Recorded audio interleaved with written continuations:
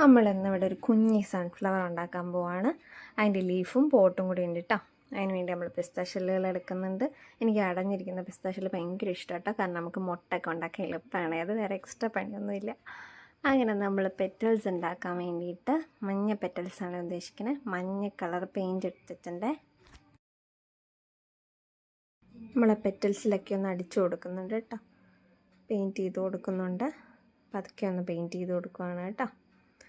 ഇങ്ങനെ നമ്മളൊരു 8 പെറ്റൽസ് നമ്മൾ ഉണ്ടാക്കിയെടുക്കുന്നുണ്ട്.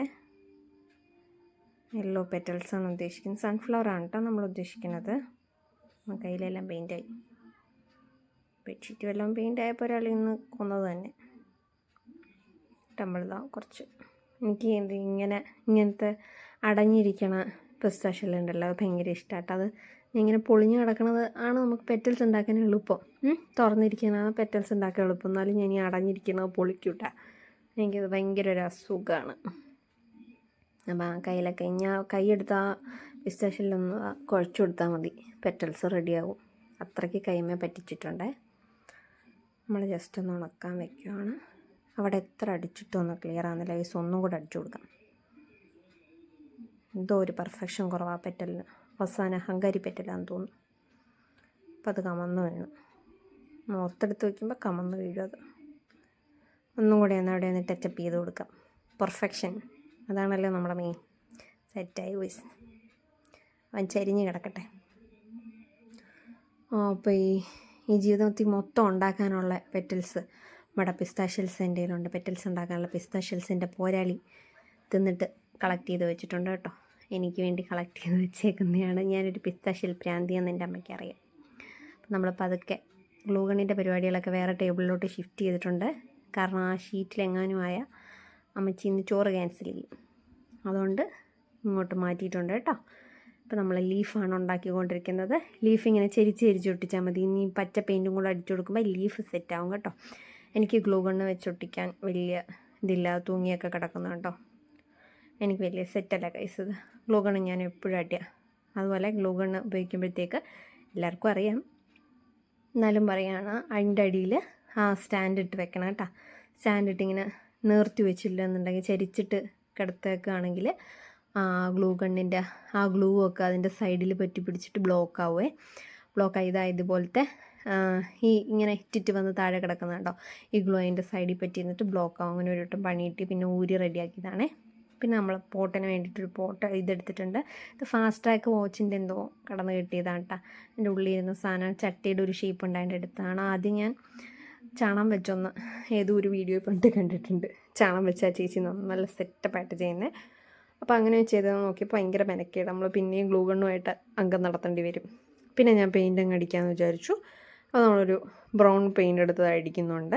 അതിനിടയ്ക്ക് ആ മഞ്ഞ കൊണ്ട് ഞാൻ പറ്റിച്ചതെല്ലാം ഇങ്ങനെ തെളിഞ്ഞ് വരിക. എത്ര അടിച്ചിട്ടും തെളിഞ്ഞ് വരിക കേട്ടോ. അതിനെക്കൊണ്ട് പറ്റുന്നതൊക്കെ അതിന് ചെയ്യുന്നുണ്ട്. പിന്നെ പെർഫെക്ഷനാണല്ലോ നമ്മുടെ മെയിൻ. അപ്പോൾ പിന്നെയും അടിച്ചുകൊണ്ടിരിക്കുകയാണ് കേട്ടോ. എന്നിട്ട് നമ്മൾ ഉണ്ടാക്കി വെച്ച പെറ്റലും ലീഫിന് പച്ച പെയിൻ്റ് അടിച്ചായിരുന്നു കേട്ടോ. നിങ്ങളോട് ഞാൻ പറയാതെ ഞാൻ പച്ച പെയിൻ്റ് അടിച്ചു ഗൈസ്. അങ്ങനെ അത് രണ്ടും മുട്ട വറുത്തിടുന്ന പോലെ തിരിച്ചും മറിച്ചും ഇട്ട് ആറ്റിക്കുകയാണ് ഗൈസ്, ആറ്റിക്കുകയാണ്. നമ്മൾ മൗൾഡിറ്റിൻ്റെ ക്ലേ എടുത്തിട്ടുണ്ട്. ഈ ക്ലേ എന്ന് വെച്ചാൽ അതിൻ്റെ നടുഭാഗത്ത് വിത്തിരിക്കത്തില്ലേ, ആ പോർഷനൊന്നും ഉണ്ടാക്കിയെടുക്കാൻ സാധാരണ സ്പോഞ്ചൊക്കെ യൂസ് ചെയ്താൽ മതി. പക്ഷേ നല്ല തിക്കായിട്ട് ഇരിക്കത്തില്ല, ഊരിപ്പോവാൻ ചാൻസ് ഉണ്ട്.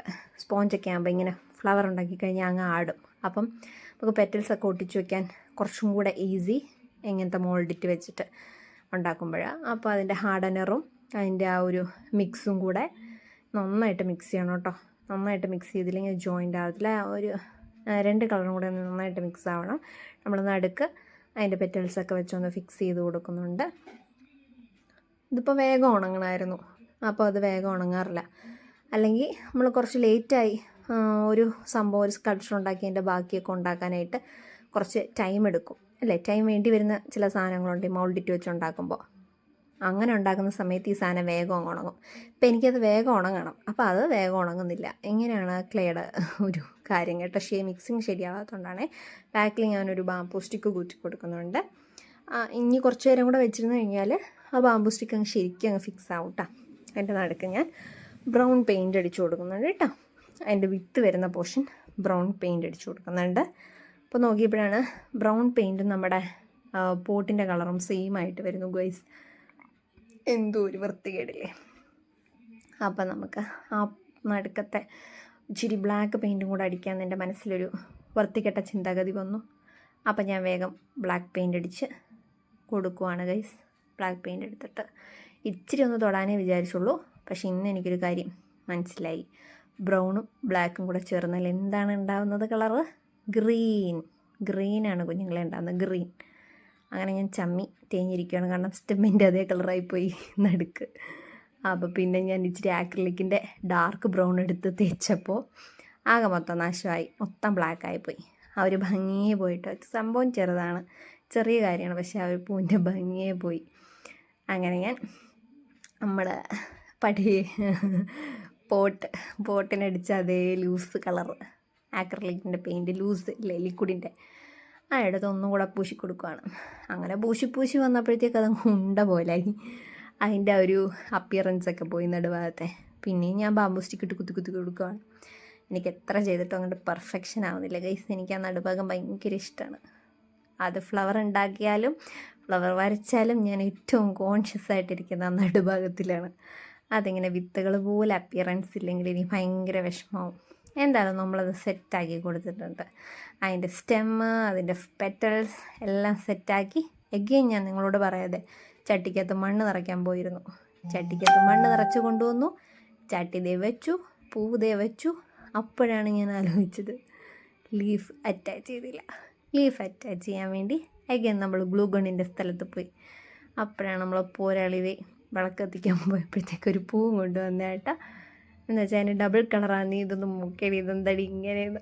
ഡബിൾ കളറുള്ള പൂവൊക്കെ മാറ്റി വെച്ചിട്ട് നമ്മളത് വേഗം തന്നെ സെറ്റാക്കി വെച്ചു ഗൈസ്. അപ്പോൾ ഈ കുഞ്ഞി സൺഫ്ലവറും അതിൻ്റെ മുട്ടും പൂവും ചട്ടിയും ഇലയും ഒക്കെ നിങ്ങൾക്ക് ഇഷ്ടപ്പെട്ടില്ലേ? ഇത് നമുക്ക് വാൾ ഹാങ്ങിങ് ആയിട്ടൊക്കെ യൂസ് ചെയ്യാം കേട്ടോ. അടിപൊളി ക്യൂട്ടൊരു സംഭവമല്ലേ? ഇതെന്ത് സൂപ്പറായിട്ടുണ്ട്. ഇഷ്ടപ്പെട്ടാൽ ലൈക്ക് ചെയ്യുക, സബ്സ്ക്രൈബ് ചെയ്യുക. അപ്പോൾ ബൈ.